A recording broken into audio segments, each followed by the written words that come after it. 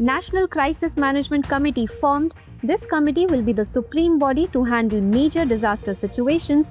The Cabinet Secretary will lead this committee. Prime Minister Narendra Modi was on official visit to Maldives. PM Modi was the chief guest at the Maldives Independence Day celebrations. Relations between two countries became tense after the India Out campaign. Cotton Productivity Mission launched for the textile industry. This mission aligns with the government's 5F vision for the textile sector. The aim of this mission is to increase the income of farmers. International Tiger Day was celebrated on July 29. Tigers are listed as endangered in the IUCN Red List. Tigers are protected under Project Tiger in India. Cambodia and Thailand agree on ceasefire. There is tension between the two countries over a century-old border dispute. The borders of Thailand, Cambodia and Laos meet in this region. Recently, the central government has constituted the National Crisis Management Committee. This committee has been established to address any major disaster situation that has a national impact. It has been set up under the Disaster Management Act 2005.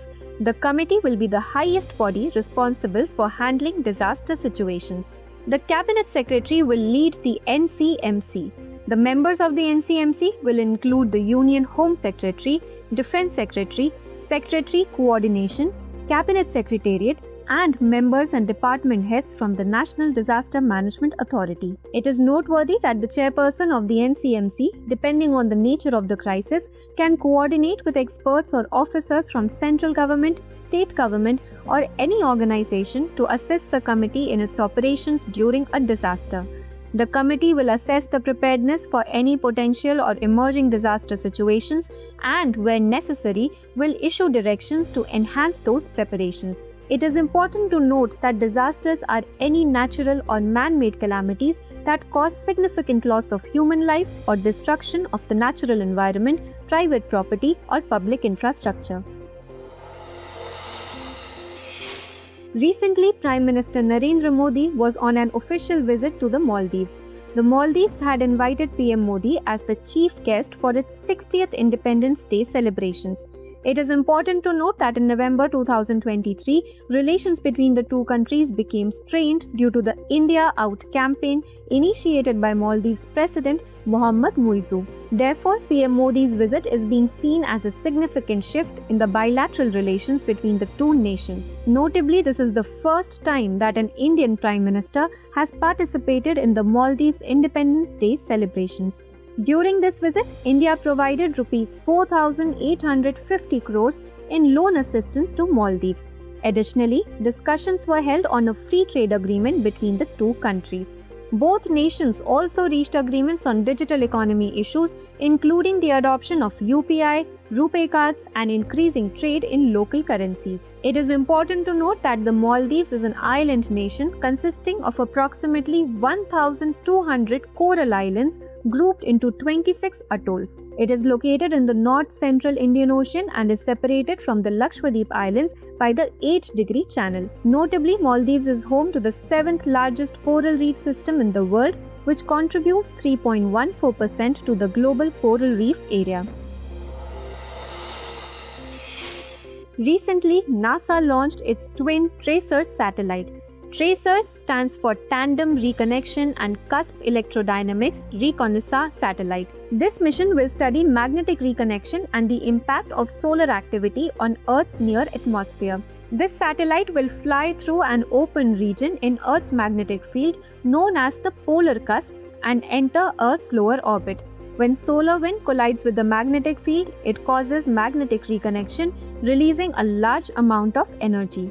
Magnetic reconnection is a physical process where magnetic field lines snap and explosively realign. The data collected by TRACERS will help scientists improve space weather forecasting and protect Earth from the effects of these space weather conditions. It is important to note that NASA is an independent agency of the United States federal government. It stands for the National Aeronautics and Space Administration. NASA is responsible for the civilian space program, aeronautics research, and space exploration of the United States. It was established in 1958. Recently, the government launched the Cotton Productivity Mission in alignment with the Vision 2030 for the textile industry. The goal of Textiles Vision 2030 for India is to establish India as a global textile manufacturing hub by creating a $250 billion textile industry. Additionally, by 2030, India aims to reach $100 billion in global textile exports. It is noteworthy that the Cotton Productivity Mission is a 5-year initiative launched by the Indian government under the Union Budget 2025-26 to significantly increase cotton production in the country. This mission will provide scientific and technical support to cotton farmers. It aligns with the government's 5F vision for the textile sector, which includes farm to fiber, fiber to factory, factory to fashion, and fashion to foreign. The primary goal of this mission is to increase farmers' income while also ensuring a steady supply of high-quality cotton. It is important to note that the Department of Agricultural Research and Education is the nodal agency for the implementation of this mission.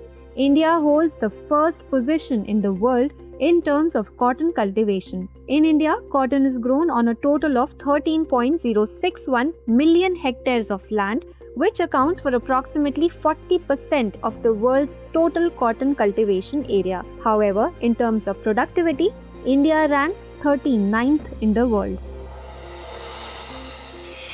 Recently, the United Nations released the State of Food Security and Nutrition in the World 2025 report.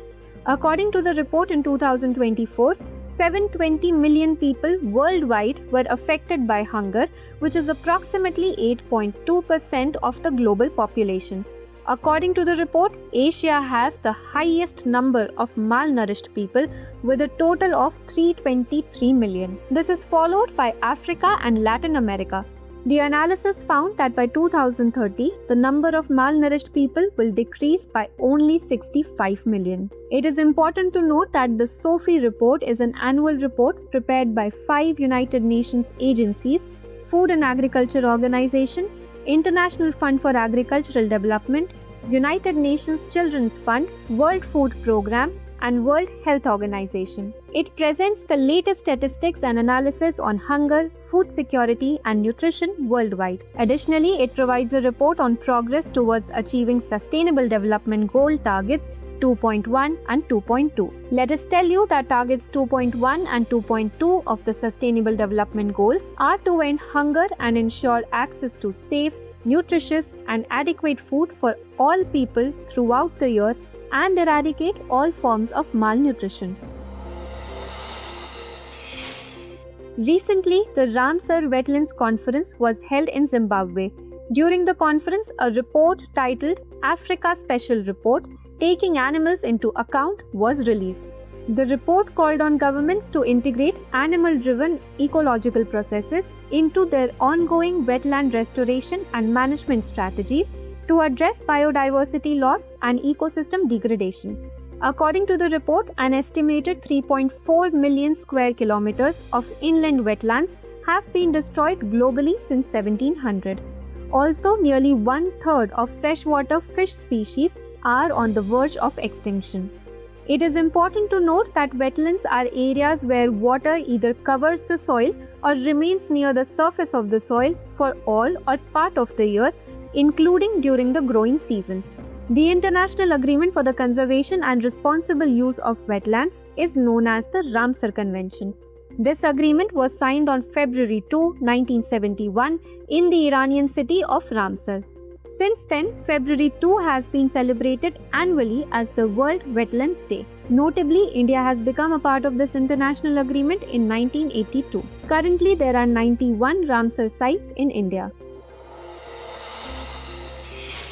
On July 29, International Tiger Day was celebrated. The establishment of Global Tiger Day took place in 2010 at the Tiger Summit held in St. Petersburg, Russia.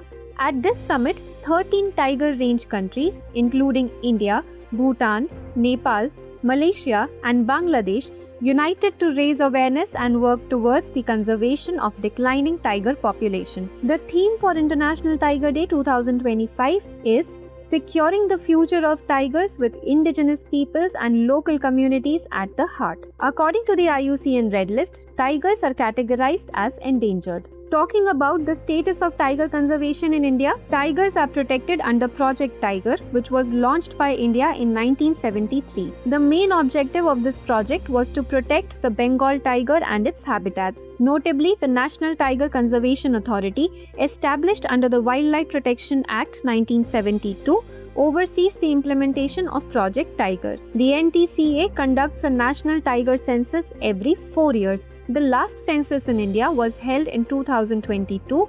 Over past 2 decades, the tiger population in India has more than doubled.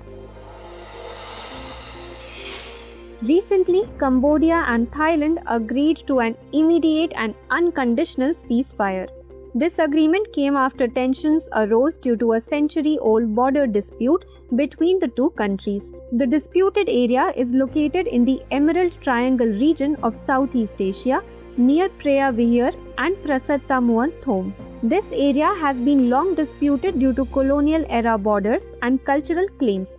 The region is where the borders of Thailand, Cambodia and Laos meet. It is known for its dense forests and ancient temples. Talking about Preah Vihear, it is a Hindu temple dedicated to Lord Shiva located in the Dangrek Mountains near the Thailand-Cambodia border in Cambodia. This temple was constructed in the 11th century by the Khmer kings Suryavarman I and Suryavarman II. It is now a UNESCO World Heritage Site. In 1962, the International Court of Justice ruled that the temple belongs to Cambodia. As for Prasad Tamuan Thom, it is a 12th century temple also dedicated to Lord Shiva. However, it was later adapted for Buddhist use. This temple is a part of a complex that includes Prasad Tamua, a pilgrim rest site, and Prasad Tamua To, a hospital.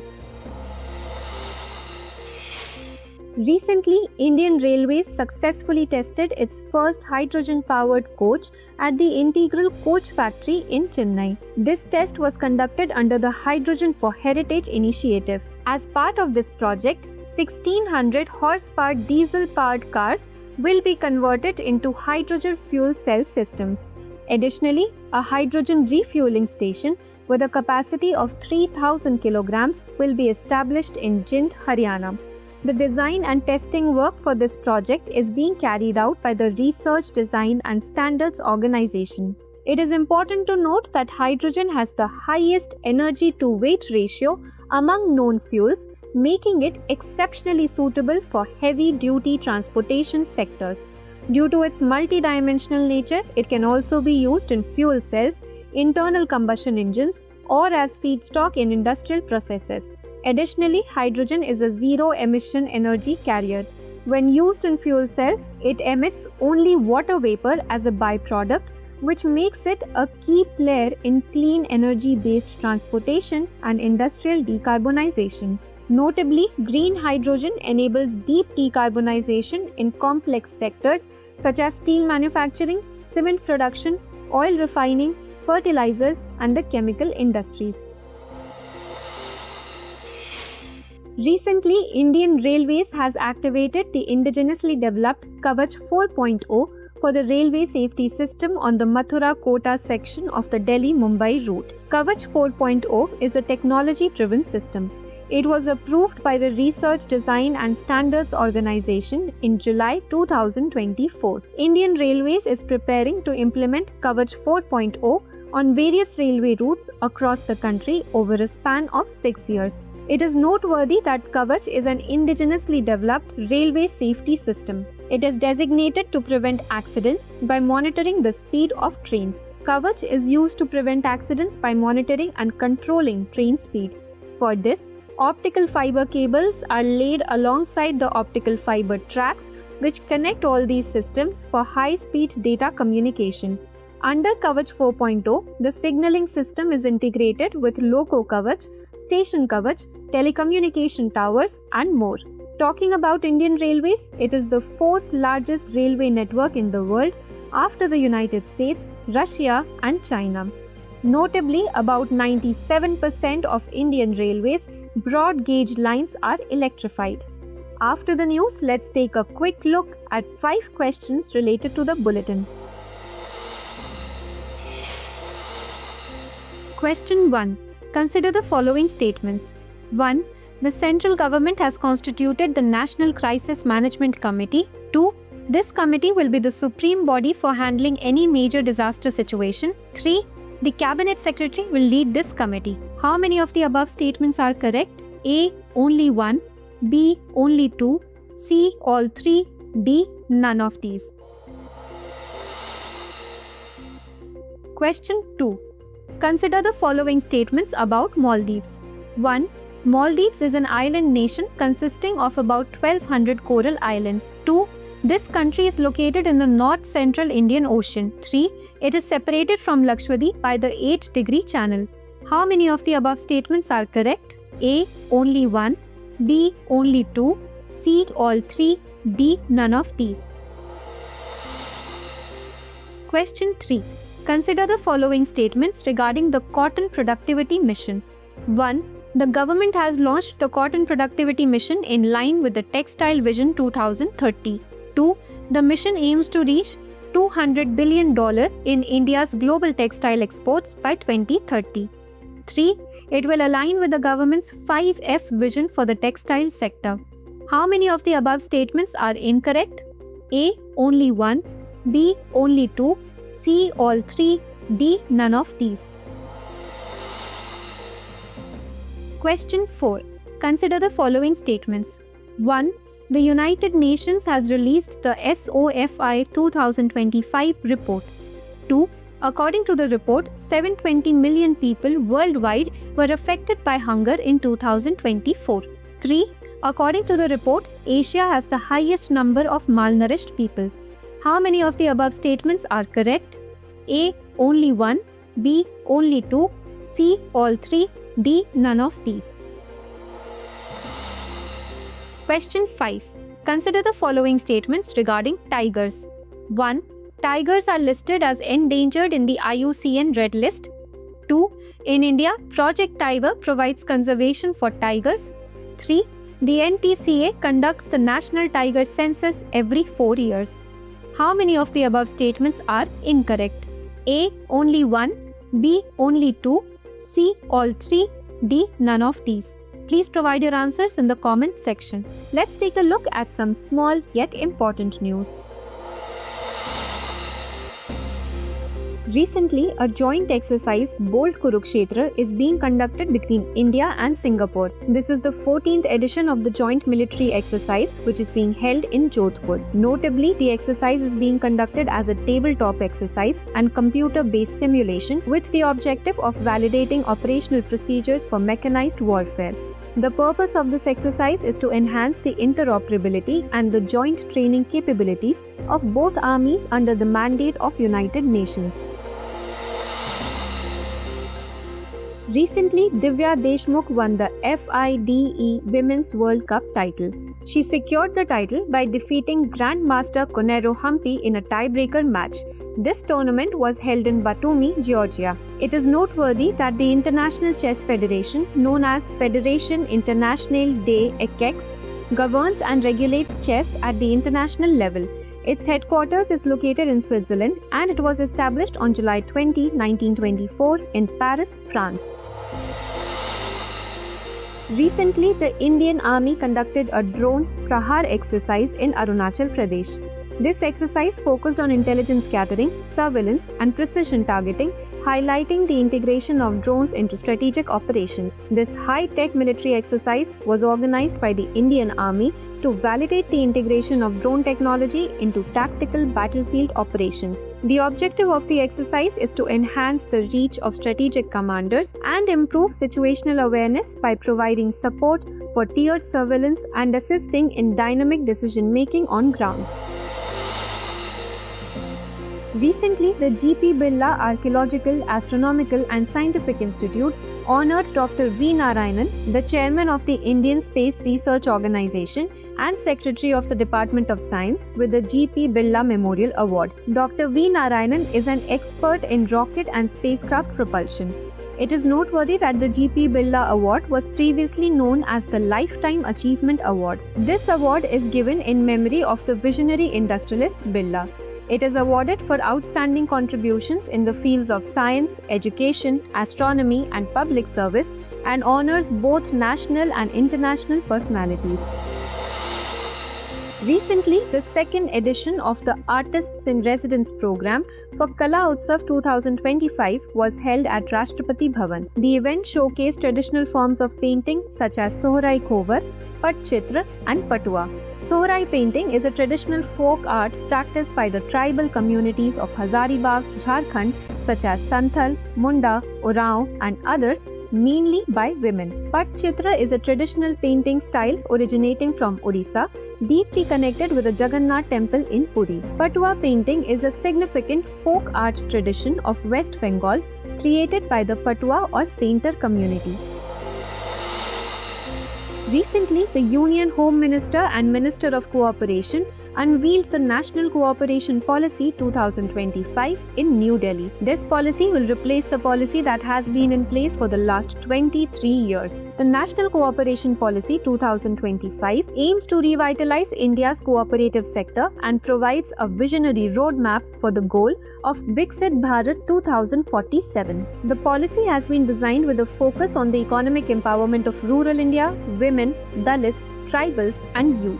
It is noteworthy that the Ministry of Cooperation was established in 2021, marking an important step for the inclusive development of this sector and job creation. Recently, the International Day for the Conservation of Mangrove Ecosystems was observed. This day is celebrated every year on July 26.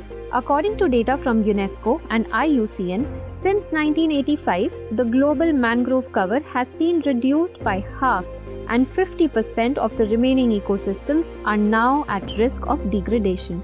This day was adopted by the UNESCO General Conference in 2015. According to the India State of Forest Report 2023, India's mangrove cover is approximately 4,992 square kilometers, which is about 0.15% of the country's total geographical area. Recently, the Defense Research and Development Organization conducted 2 consecutive successful flight tests of the Pralay missile from Dr. APJ Abdul Kalam Island off the coast of Odisha. It is noteworthy that Pralay is an indigenously developed solid propellant quasi-ballistic missile equipped with an advanced guidance and navigation system for precise target accuracy. This is a short-range, surface-to-surface missile with a payload capacity ranging from 500 to 1000 kilograms and a striking range of 150 to 500 kilometers. That's all for now in this bulletin. Don't forget to like, share and subscribe to Drishti IS's English and Hindi YouTube channels.